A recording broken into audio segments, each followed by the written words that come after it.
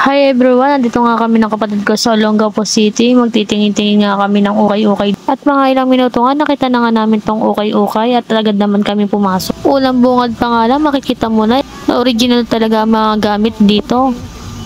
Halos nga lahat ng gamit dito ay galing sa ibang bansa. At syempre hindi nga tayo magpapahuli, makikikalkal na nga tayo. Sa halagang 199 lang ay mayroon ka ng original na damit. Habang nagkakalkal nga ako, may nakita nga akong black t-shirt na may magandang print. Napansin ko nga marami nga mga tao talaga nagpupunta rito. At may nakita nga kami ditong pang-formal na sinusuot na panlalaki. Sa halagang 199 lang makakabili ka nito. Siguro sa totoong presyo nito ay nasa 1.2 na. At magsusukot na nga ako sa halagang 79 pesos lang ay nabili ko na tong damit. Halos kung titignan mo ay bago pa talaga siya. Pagkayari nga namin sa ukay-ukay ay sumakay na nga kami ng jeep para pumunta sa SM Olongapo. At pineplex nga ng ate ko tong nabili niya Aqua Plus sa TikTok shop. At nandito na nga kami sa SM Olongapo. Ito nga ako ay naglalakad, mukha lang magtatapon ng basura. Pagpasok nga namin dito sa SM ay dumarit na kagad kami sa Watson. Habang nagtitingin nga kami ng item dito ay may nag-assist nga sa amin.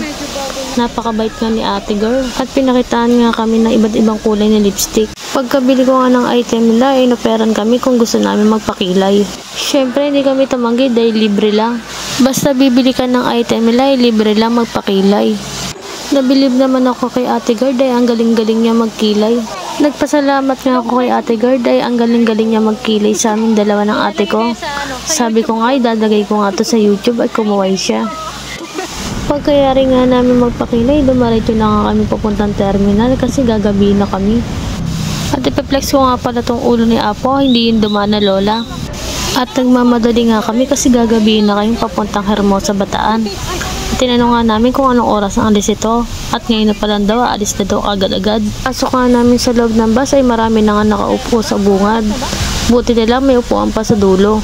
At nakaupo na nga kami, dito na nga natatapos ang kwento. Please subscribe my YouTube channel.